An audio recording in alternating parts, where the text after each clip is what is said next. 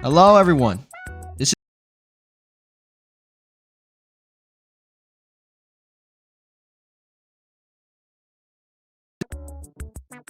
the very first lucky man we got here is the heat sink. The heat sink is a passive heat exchanger that helps the CPU cool off over time, so your entire computer does not end up blowing up. That would suck.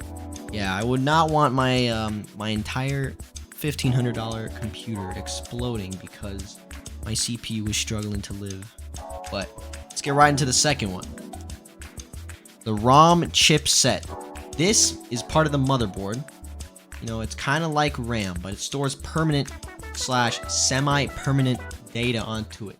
So if you got like any programs running that you might need when your computer boots up, then it'll keep it there. Or any like OS operations, like your operating system operations that might be used in the future, that will be stored onto the ROM chipset. And the third part we got here is the South Bridge. This is a pretty simple part. All it does is controls or manages the input and output. For example, we have your USBs, your peripherals for your computer. All that stuff will be managed by the South Bridge. Okay, and we have RAM over here. Like its stepbro, RAM, random access memory, is basically temporary storage. It is one of the most important parts in the computer. When you use your computer, you have your browser, you have all these things operating. It uses RAM because RAM is temporary storage.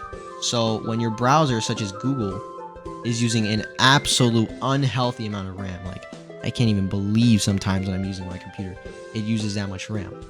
But when you're using RAM, it does all these things such as operating your temporary tasks, because when your computer shuts down, all these tasks also shut down. And that is why it is random access memory. Alright, on to the next part, we have the hard drive. This thing is an absolute godsend among all things when it comes to storage. This thing keeps all your files, videos, and pictures that you may have on your computer. This thing is an electromagnetic storage device and connects to your motherboard and operates between your CPU and everything else on the computer. The next part we have on the list is the ATX motherboard. When you have a computer, the thing that brings it all together is the motherboard. And in even its own name, it is the mother of all parts in the PC. The motherboard is the part in the computer which holds communication with almost every single part in the computer. And ATX is just being fancy for Advanced Technology Extended. In addition to the motherboard, we have the power supply. This guy over here provides power to the entire computer. So if your computer has a power supply which voltage is lower than the entire computer needs, it will not function.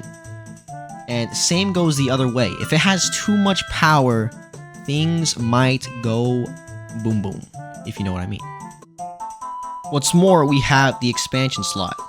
Basically, in the computer is an expansion slot, and it is used to add more functions to the motherboard and more accessibility. Not many people have this in their computer, as not many of them actually need all this functionality for their PCs for daily use. In addition, we have the SATA port, or the SATA port. This guy is pretty overlooked when other people look at computers, since people look at the computers in all main 5 parts.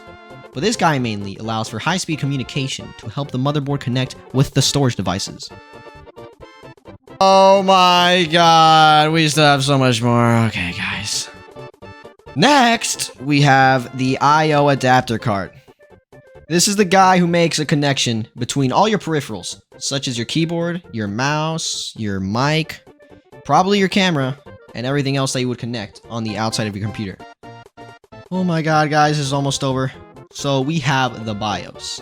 The BIOS is the starting firmware that some of you may know when your computer starts.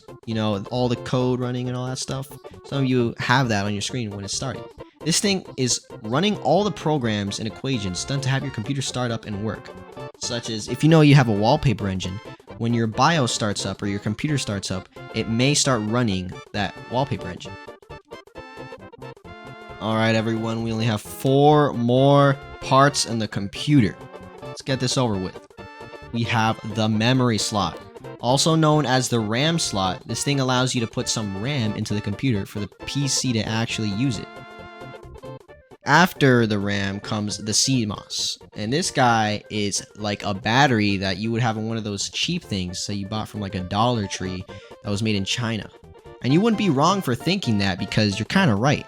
This thing is found on the motherboard and holds the installation data for your computer. Alright, last but not least, before I go insane, we have the North Bridge.